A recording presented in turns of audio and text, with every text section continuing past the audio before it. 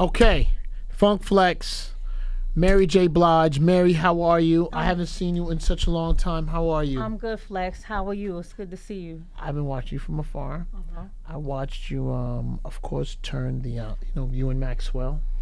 I watched you turn that tour upside down. You guys seem like you're packing it out and exciting everybody. I've been watching you make good music. I saw the London album. That was like maybe 2 years. London sessions. That was 2 years ago. Yeah. 2 years ago, which I enjoyed. I mean, we already know the units that have been sold and the Grammys that have been won, and I love the title of your new album, "Strength of a Woman." I love it. Thank you. I love it. I saw you go up with the artwork. Thank you so much. I love it. Thank you. That means a lot coming from you. And I've been paying attention to how amazing you've been looking on that gram. Thank you. Thank you. Oh my goodness. So I thank Chris Green for allowing me to listen. I don't know if you know, I called him. I knew a few days ago. I said, I just want to listen to it over the phone. I was so anxious to hear what you and Kanye were going to come up with, because I've heard, sometimes records not be that great. Sometimes when people get together, especially different. And I asked him to back it up a couple times over the phone. I was like, this record is so hard. Thank you. Amazing. How did you and Kanye even get together? Well, I mean, Kanye is someone I always wanted to work with. I'm a Kanye fan. Been a Kanye fan, will always be a Kanye fan, and I just think he's just genius and such an inspiration, and I just always wanted to work with him, and so I finally said, let me just reach out, because I can ask this person, I can ask that person, I can go to the middleman, and the middleman is always in the middle. Let me just try to get right to him. And how'd you get to him? I got a number on him, and I forgot where the heck I got that number from, but I got a real number on him. Oh, I reached out to his manager. I said, I need to speak to Kanye. Okay. And he sent me a text number, or a number to text him. So I texted him and I told him what I needed and blah, blah, blah, this, that, and the third. I said, well, let's meet. We should just meet. And we met at his house and we talked. And, we here right now. We talked. We had a long discussion about what his house was going to look like and the architecture. And, he was just being Kanye. And he was showing me what his, just different art boards and things. Is this in L.A.? Yeah, this is in L.A. He was just showing me what his house was going to look like and what his pool was going to look like. And, it was just like, it was exciting. It was like, wow, I'm sitting here talking to Kanye, who I absolutely love and, respect. And then, before you knew it, he did it. I mean, he did it. So I was happy that I got a chance to really sit with him and vibe with him and talk to him and tell him what I wanted and tell him the Kanye I wanted and the Kanye I respect. And he gave me that on this record. It definitely wasn't the Kanye that you normally get on his albums.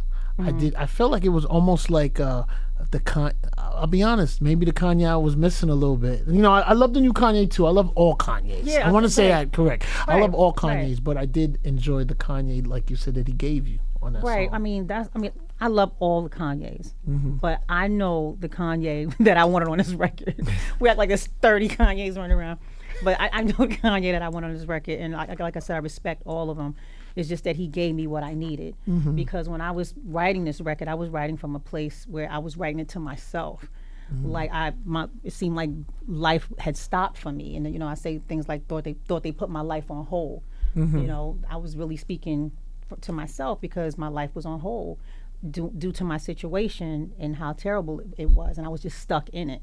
Now, when you say hold, right? Because I want to, and hold. Are you referring to musically? Are you referring to going through the divorce? Like, what made you feel like you were on hold?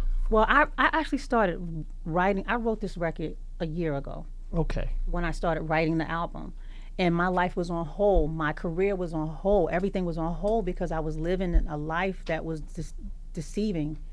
I thought I was with someone that I knew, and I wasn't.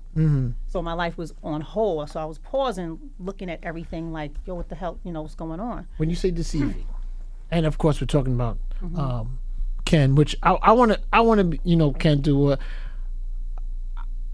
I don't want to be too not mushy, but I mean, usually things like that fly by me because I don't really engage, and I think I'll be honest. I was shocked, and I was like, wow. And Mary, you and Kendu's relationship was looked upon by a lot of people. Watched, like, especially in the industry, watch you guys be happy. So when I thought, it's gonna blow over, it's gonna be nothing, it's gonna move away, and then it didn't, and I was like, and I hadn't spoken to him. I've only spoken to you, and I was shocked. I was super shocked. So when you say deceived, did you feel the marriage wasn't what you felt it was? Do you feel like it was never what it was, or just changed?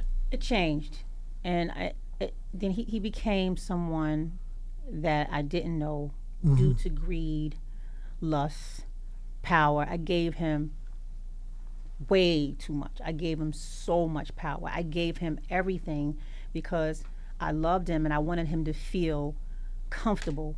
I didn't want him to just feel like Mary J. Blige's husband. So here, take this, take that, take this, be the manager, be the do. Because I want you to be comfortable, and I want us to be comfortable when we go out together. I want you to feel like the king that I think you are. But he wasn't.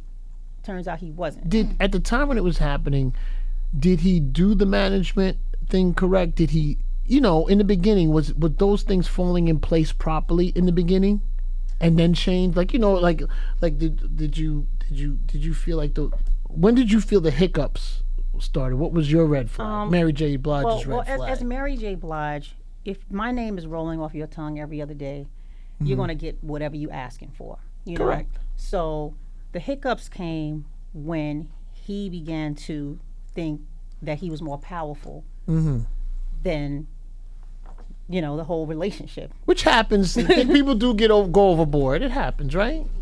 But that's got nothing to do with me. When I give it to you, when I'm a person that loves hard and sincere, and when I give you, when I say baby go, that means we're supposed to go together. Correct. That means you're not supposed to find someone else to dethrone me, and now everything I do is not enough, and I'm not pretty enough, and I'm not skinny enough, and I'm not smart enough, and my records ain't hot enough, and everything that comes out of your mouth is an attack on my character, which I'm trying to uplift your character. Correct. It's a team. Let's do it together. So that's why I'll go back to the rec when I said thought they put my life on hold. My life was on hold because I just couldn't believe that somebody would just try to stop everything.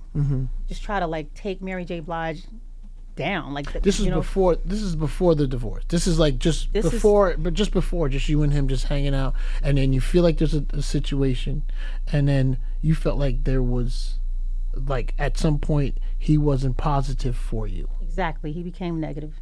He became negative towards me, towards my business, towards everything. So he wasn't what I needed him to be, and he wasn't what he said he was. Period. Now, Mary, I'm divorced, maybe 5 years now, and you notice that sometimes there's that point when something, and when it's not going, when there's something wrong, it just starts to almost unclick. To me, part of the tension in that rough period is because you know each other so well, you go, what?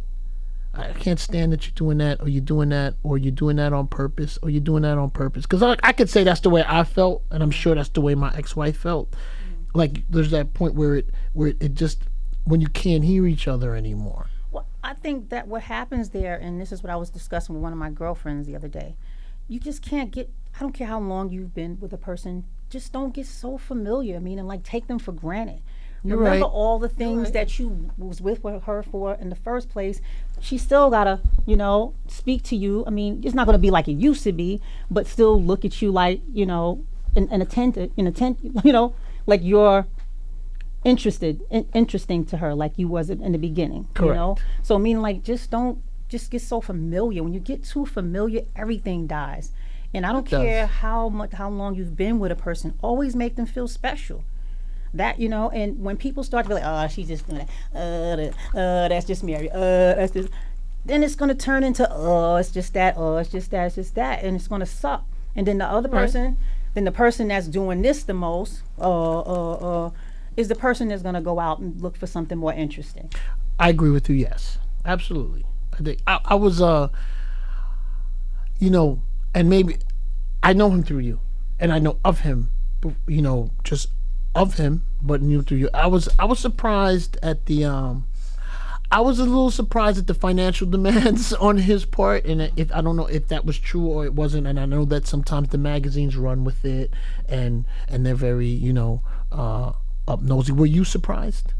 Yes. I was. Yes, I don't even want to go into numbers and everything, but yes, it's ridiculous. And I mean, this is the thing that has me saying, wow, who are you? Who are you that you would come at me like this? Mm-hmm. You know me. You know us. I at least I thought you did. I thought you loved me. I thought you respect me enough. But you just now, you just a guy that was just using me for opportunity, for a bank, and just a chick to say, wow, I got Mary J. Blige, while you taking care of a whole nother situation. So I'm just an anchor so you could take care of that. But Mary, when I did see him, right, when I saw you two together, he had that look, like, in his eyes when I used to see the two of you together. How long ago was that? A while. It was a long time. I would say 8, 10 strong. Maybe 10 years ago. Am I saying it right? Maybe 8 years ago. Maybe in there like that when he. But I do. That's just me in terms of I was watching the way he looked at you then, and then it did seem like that maybe that's why it was so surprising when all the other stuff is going on. I'm not saying that he didn't. I'm not saying he didn't love me. All I'm saying is that he stopped. Something came in and made him be like, okay. Get Mary J. Blige. You said he got occupied and another young lady took him off his track. Straight off his tracks. She said straight off. I mean, derailed him. And I want to tell you something, Kendu, if you have a chance to see this, I'm going to tell you what you should be nervous about the most is not Mary sitting there, but sitting there with her sister. I would be so frightened. I'd be so frightened. Like, they're going to pound me out when they see me.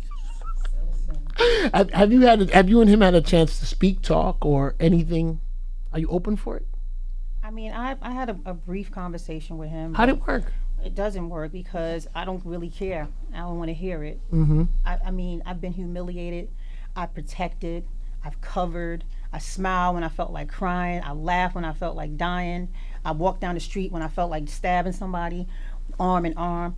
You know what I'm saying? So the humiliation for me was too much. Like he killed everything that we ever had by just trying to say that. I mean, just giving somebody else everything that I gave him. I gave him everything, and then he gives it to someone else. It did feel like so that. I don't really want to hear no more. I don't want to hear no apologies. I really don't care. I mean, I don't hate you, but I just really don't have nothing for you. I'll say it again. I don't hate him. I just don't have anything because he took it all from me. You sitting there, you thinking this person cares, you trying to make it work, and then after a while, he don't care, and you still trying to make it work because you love him, and he's playing you out. He's playing you out for the prettier girl with the prettier hair and the prettier eyes and the big fat fake butt and just Mary's breaking it down.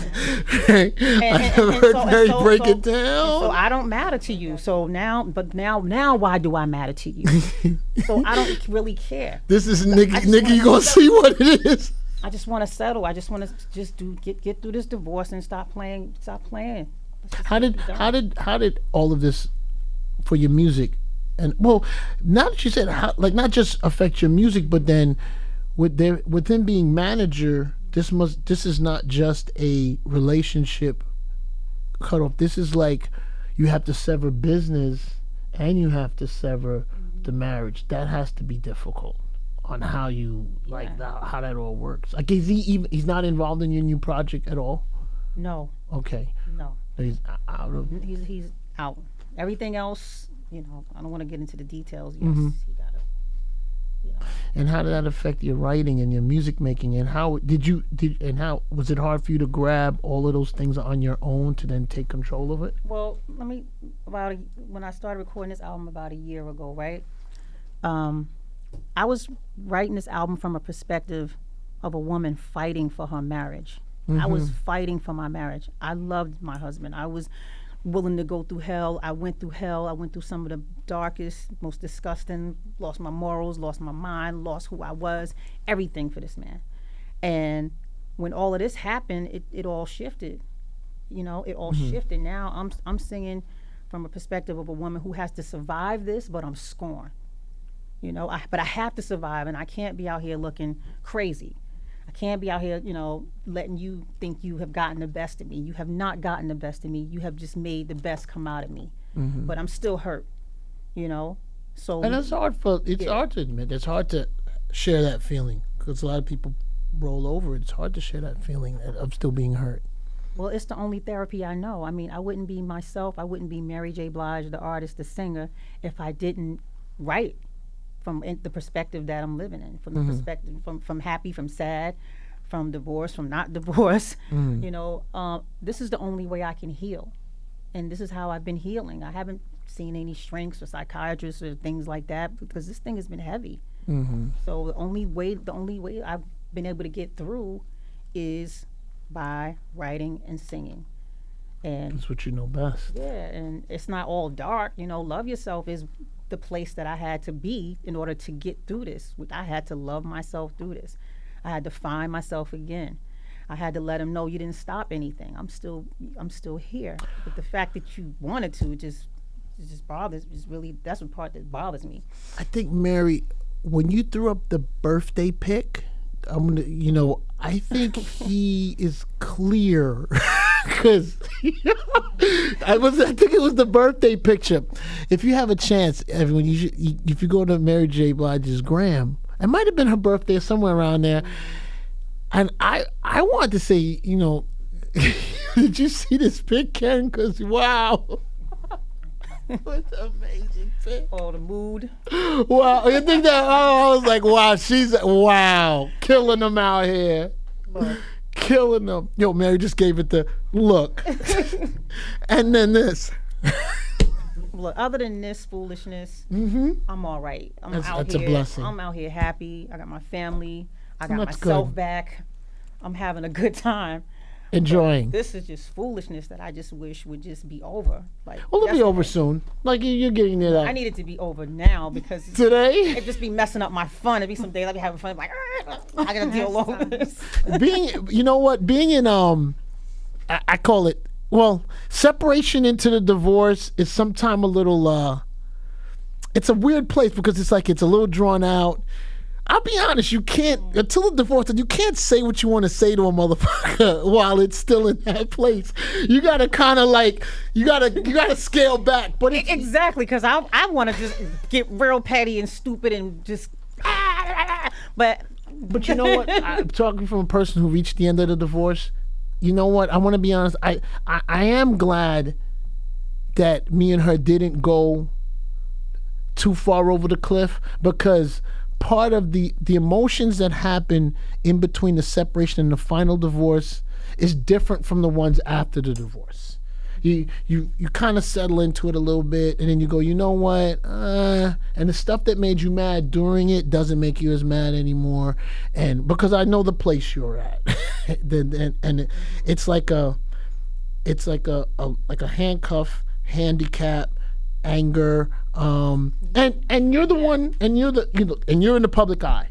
Yeah. So it's your headlines, and that's a very annoying non-thing that you can control. So I kind of have an idea of where you're at, but it will super settle, smooth out once it's over. And this is how you're moving. This is how I'm moving, and it's better. Have you been dating since then, or is you just been keep it quiet, keep it moving? I don't want any more headaches right now.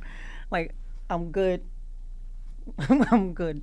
Got enough. I'm good. I'm good for a while. So Mary kind of skipped, because normally I've done this type of an interview with about 5 people, and Mary kind of changed it, because Mary went to one of my questions that I was probably going to get to near the end. So now I'm going to take you a little bit to the beginning of how I normally do it. So all the times you've come up and hung out with me, Mary, sometimes we've never talked about the beginning. Oh, Now, I know my beginning. When I say my beginning, I know Real Love, and I know the first album, and of course I know Bad Boy, but I know, and correct me if anywhere I'm wrong. Yeah, did Jeff Red discover you? Yes. He discovered you. Yes, Jeff Red, along with my stepfather at the time, who worked at General Motors with Jeff Red, Which I never knew. gave him the tape. Gave Jeff Red the tape. Your dad worked at General Motors. Which Yeah. which at the plant? Elmsford. The one that closed? Yeah. I would have done anything to walk through that plant before it closed. Yo, there was so many cars in there. I heard there was stuff that was underwater. God. Ooh, she just made me. Okay, so he worked at the plant, and Jeff Red worked there too. Yes.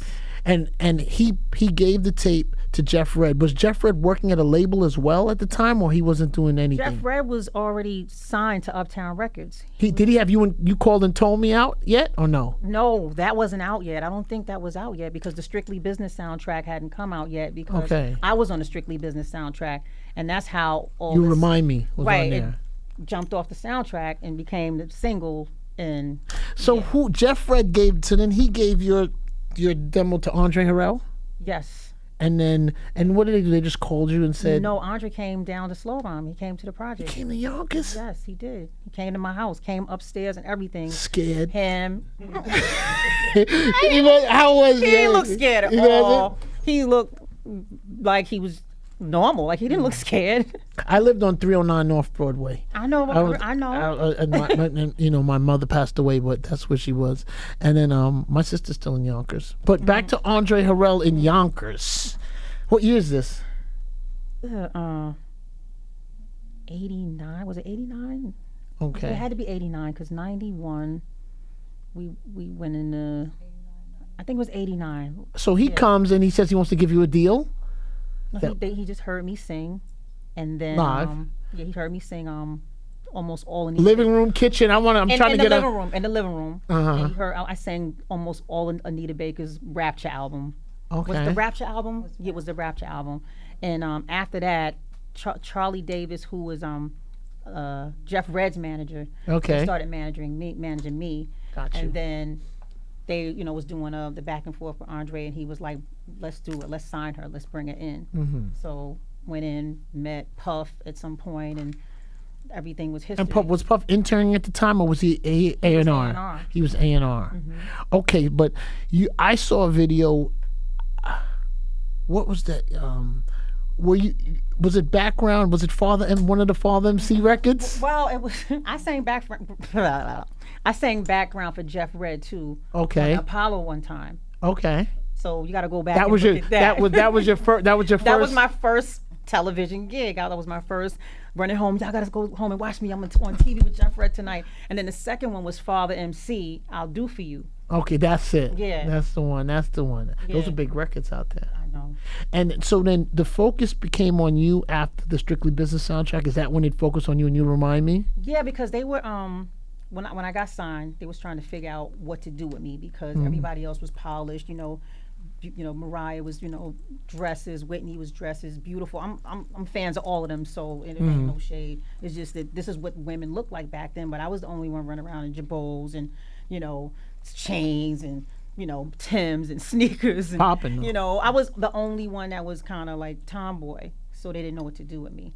But then You Remind Me jumped off of the Strictly Business soundtrack, and it blew up, and it was the first, I think, hip hop soul record, because you had Bismarck, Correct, the yes. beat, and then you had me singing over at Dave Hall, and so I believe Puff and them figured out what to do based on the single. And if I remember it right, I had just starting the Red Zone, and I remember I was just starting to be in the clubs, and it was one of the few R&B records that was tearing like a rap record in the club when it dropped.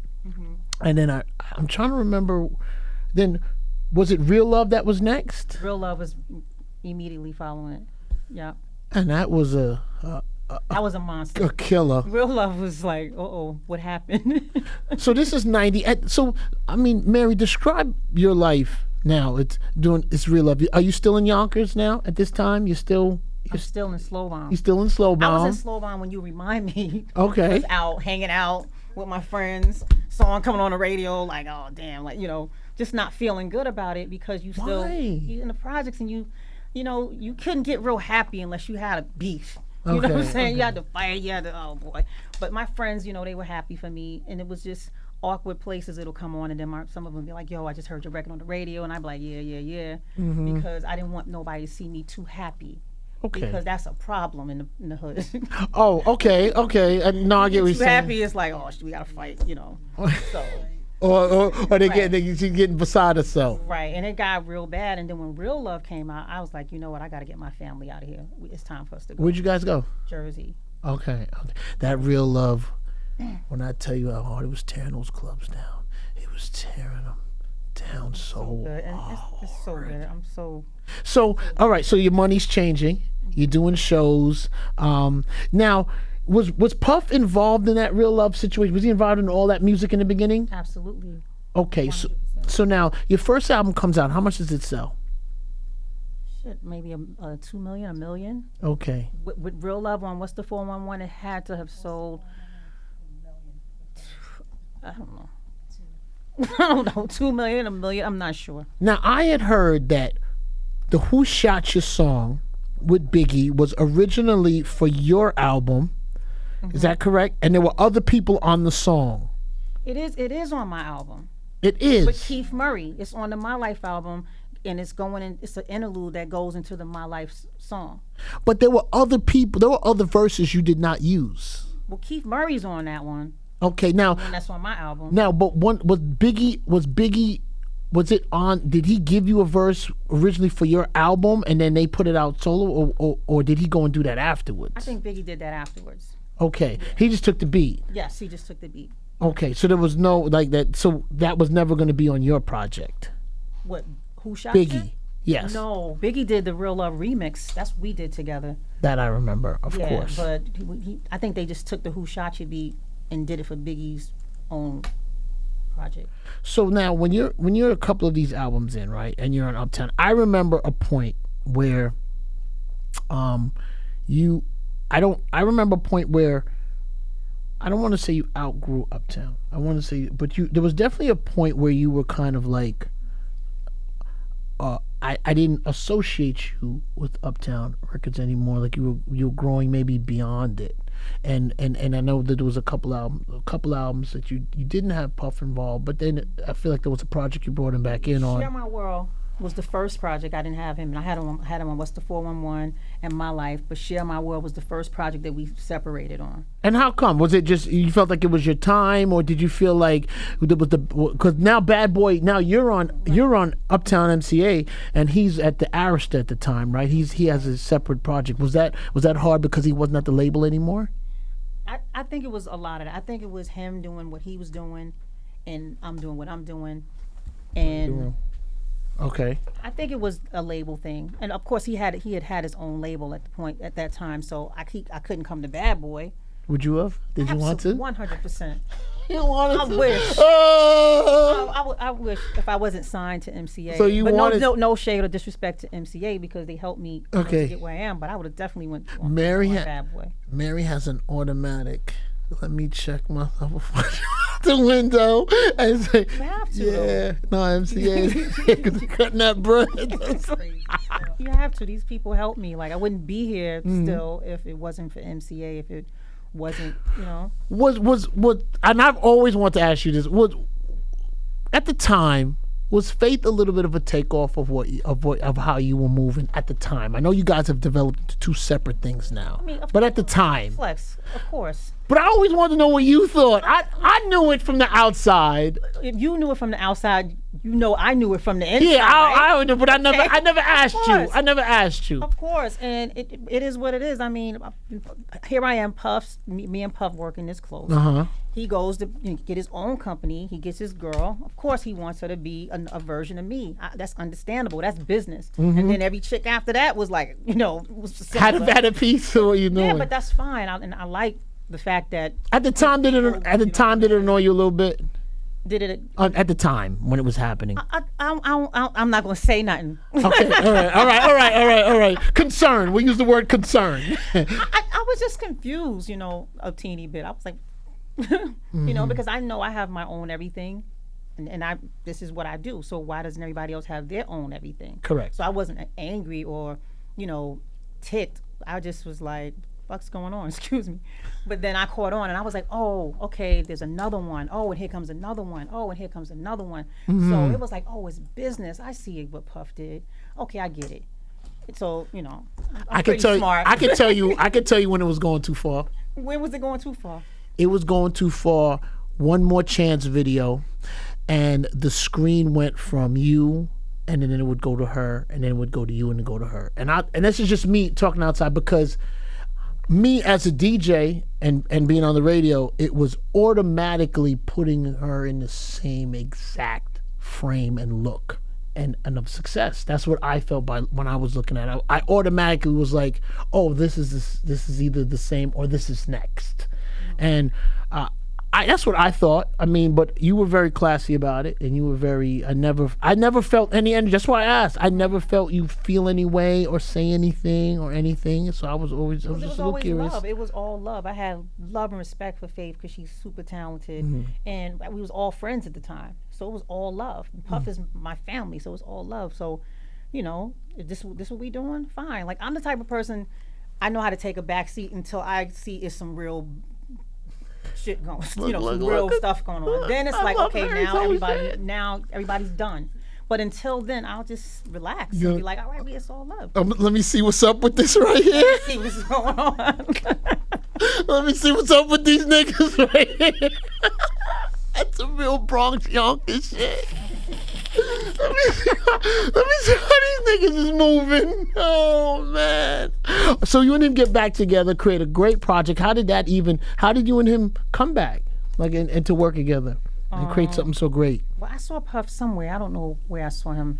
And he was like, I'm so proud of you. I haven't spoken to him in a while. And he was like, I'm so proud of you. I love you, sis. We got to get in and do something. I was like, yes, we got to do something, right? And one day it just happened where we had a conversation, and he was like, yo, let's do it. Puff, he gets, and then his excitement and energy is amazing. Yeah, it's so inspirational. I was like, yeah, let's go, let's do it. And I always wanted to do not what we did before, but just feel what it felt like when we were doing it before. Like when he brought Reminisce to me after I recorded it, and they mixed it and all that, and he brought it to my house, and we played it, and we was wilding. Cranking. Yeah. It was cranking. That feeling of making a real love video, and he just was an inspiration, and he still is. He's like a real team player when it comes to seeing his artists win, and he just always wanted me to win, and I just missed that feeling. I have not had that again in an A&R or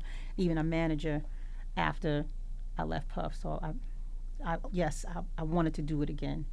You made great music. Look, you made great music as a whole.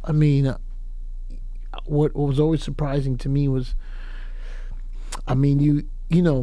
some people, some singers make hip hop feeling records.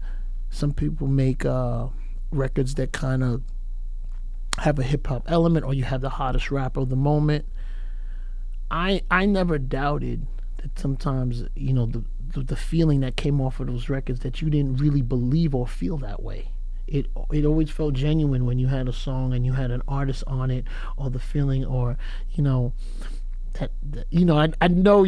like the energy you give on stage, and you're like, your traditional dance that you do makes everyone know how much you're feeling it, and that is that a lot of artists don't have. You know, they don't give. It doesn't come across. We grew up in it, Flex. When we were kids, we went to School 12 Mhm. parties. Remember School 12 parties? I remember school board. And we Absolutely. danced till we couldn't dance no more for UFO. And I used to sneak. Just so you know, I snuck in because I still went to the school in the Bronx, but I used to go to those School 12 School parties. 12, King School. I used to see DMX at the sandwich shop that was that they've torn down.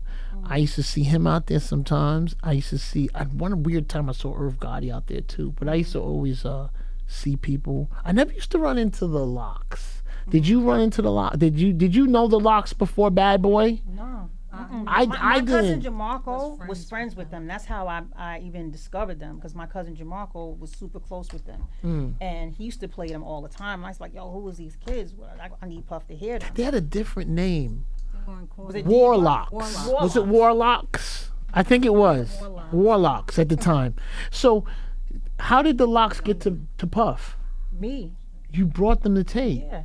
So you were just listening and you just said, hey, I'm going to bring this to Puff, and then Puff liked it. Yeah, he loved it. You changed their life. Yeah. Yeah, I mean, that's how you're supposed to do it, though. You hear something hot, put somebody on. Man, wow. And then who brought, like, which one of the Locks brought it to you? Or My cousin Jamarco. hey, he played it for you. You need to hear it. First of all, he was playing it around the house like they was already out. Who is these things that my cousin keep playing? And it's the Locks. I was like, yo, they hot though. So, you know, I was like, I need Puff. Since I had access to Puff, I was feeling them like my cousin was feeling them. So I said, well, why don't I just bring them, you know, to Puff and let him hear them. And I knew David. Let's go back. I knew David because my girlfriend. David. Styles. And I call him David because I knew Styles, him when I'm he was sorry. big. I didn't know that was your government. I knew Styles when he was a little baby because my girlfriend Michelle, my childhood girlfriend, I went to school with and grew up with. That's her cousin. Okay. So I knew him when he was a little baby, but I didn't know he was a part of the Locks Okay. until I saw all of them. I was like, oh shoot, David. So That's amazing. I mean, I where did, because we covered a lot there, but so where does Jodeci come into play in Uptown? Where do you come in having the relationship? When does that happen? Is that prior? Is that while you're still at Uptown? When is that going on? well, that's all at Uptown. All at Uptown. Yeah, we were all a family at Uptown. Mary J. Blige, Jodeci. I think even Guy was at Uptown, right? Yeah, correct. So it was, so that's how I ended up in relationships with them. I mean, they was just the hot. Come on, this has not been a group like Jodeci. No. And just like me, every girl was going crazy. So that was a good time. That was a good time. Have you and it's Casey, correct? Yes. Do you and him ever talk or say what's up, see him anywhere or anything? I've seen him and said hello. Yeah. Kept it moving. Mary had the kept it moving face on.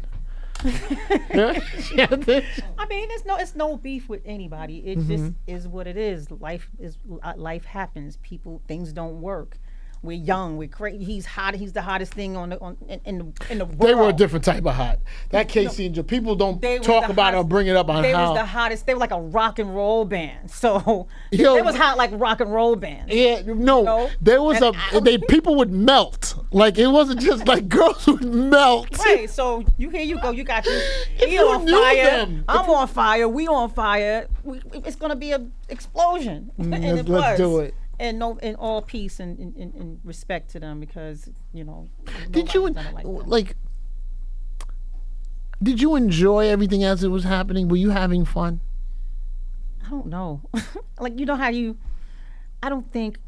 Because you live. That's a life you live. The early part of my life, I was not enjoying it. It was too much. The success There you was weren't so on. much going on, and I was trying to cope, and I was trying to do things to cope, drinking, drugs, just whatever I can do to stay numb and float through it all. But still working, still performing, still doing everything, but just kind of missing everything. There's a lot of things I don't even remember because I was just trying to cope with life, and then I didn't start really enjoying it until like recently. really, really enjoying it. Like, I'm talking about enjoying it like I'm enjoying it now. I never got a chance to really enjoy it. Did you feel like it happened too fast? Your career in the beginning, was it happening? Did it happen too fast? I think it happened.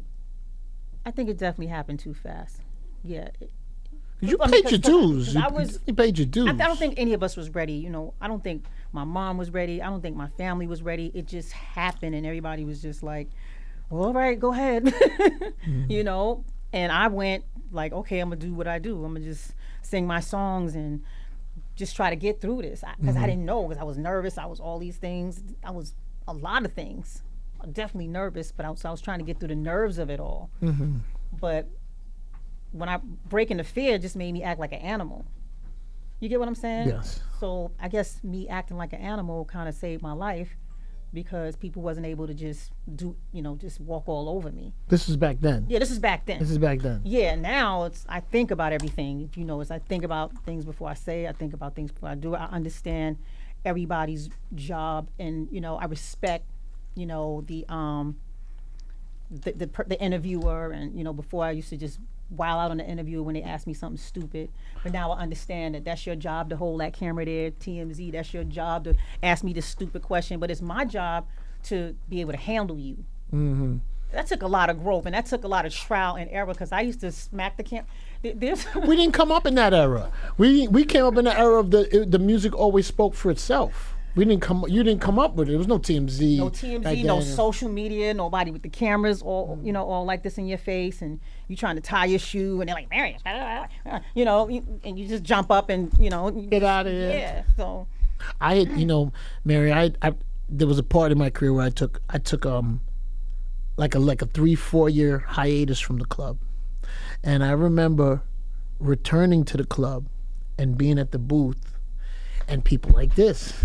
And I think I called Mr. C. I said, C, I don't understand this thing in the club, the camera, it's taking me to a funny place. What is that? And I think Mr. C was like, you calm down, bro. That's just the way it is now. And I was very unused. I wasn't used to it at all. When I got used to it, I became a little bit of a ham. And then I started to enjoy it. I noticed your gram, Mary. When you first were on the gram, you'd post once in a while. You didn't post much. Right. And never really what you're doing. Right. And I think your Instagram is taking a 360. I'm still limited though. Why? I'm still limited, because it's not like I'm at dinner. Look at my food. Look at my earrings. Look at my hair. Like everything. It's not all day, every day. It's okay. Okay, let's post this. Mary, I got a question. This is important. That's important. This is important. This is not. Me eating dinner right now is none of your business. You're clear that there's a picture, and there's a pretty firm nipple shot picture. Excuse me? You're queer. You're where? I just wanna know that you know it's there. You saw it on the gram. No. What are you talking about? You want me to show it to you? No. Just tell me about it first. No. There's a very. Dress room? Yeah, there's one where. Okay, let me tell you about that. Was a mistake. No, I mean it's. You talking about the dress? Okay, let me tell you about that. Ken, I'm sorry, Ken. I'm sorry. Ken, look, I shouldn't have brought this up. Oh God. That was a mistake, because I didn't know that dress was that revealing until the cameras hit it. Until you. I didn't know my whole boob was down under from under. Like I didn't. And when I saw the pictures, I didn't post anything. I mean, it didn't seem like it was down. It was. It wasn't down, man. I mean, did you see it? You saw it? Is it a black spider web dress? It was and it had like crystals and all this stuff. I feel like it was I feel like it's a different one. It felt like around the birthday time. The birthday time there was a beach. Do you see the beach one? You just bugging out like because right now. I don't know what you talking about with the nipple thing. You know what? All right. I don't even want to see it. Okay. I don't want to see it. Don't get it? No. Okay. You're talking. Can I about repost? No. Okay, I'm not gonna repost. All right, I'm putting the camera down. Okay. Thank you. I thought no, that was all to say that you loosened up definitely on the gram. And there was a beach shot. I feel like it may be a bikini. It was I I mean, I was definitely like, okay, I've never seen Mary in the whole beach outfit. It was definitely different. Well, it was my birthday, and I felt like right now I just feel really free. I have not felt this free. Where, like, I mean, I'm not gonna go nude, but I just feel like, you know what? Now, Mary, I'm divorced. Was that the nigga? Take this. You're going to. This is gonna be a bad fucking day for you. Because Mary, that's what happened. Whether that was your intention or not. It wasn't my intention. They were adding him in that gram. Happy. This is my mood. I've been through a lot. Fuck everybody and everything. Bam. You gave him bam, and I'm gonna add nigga, bam. Okay, I just wanted to bring it up. Well, listen. First of all, get back to the Kanye song. Amazing record. Thank you. I know you had 2 singles before this were good as well. I love your rollout. Thank you, Flex. I think that the title is so. I mean, you are an amazing inspiration for women with your realness. Like, Thank you know, you. I've sat with a lot of people who don't want to keep it 100, and you seem like you keep it 100 about yourself. And in keep it 100 about yourself, that allows us to be 100 about the next motherfucker. Yeah, boy. I don't have a choice, and I don't really embarrass easy. Some of the worst things are going to happen to us. And I don't think they happen to us for us to just sit on them. They happen to us for us to help someone else get through. And not by preaching, but how we live our lives, how we get through it. You know? So it's what people see is what's going to get them through it. Like, you know, you see me come through some of the worst stuff. Hey, this is just something else I'm surviving and getting through.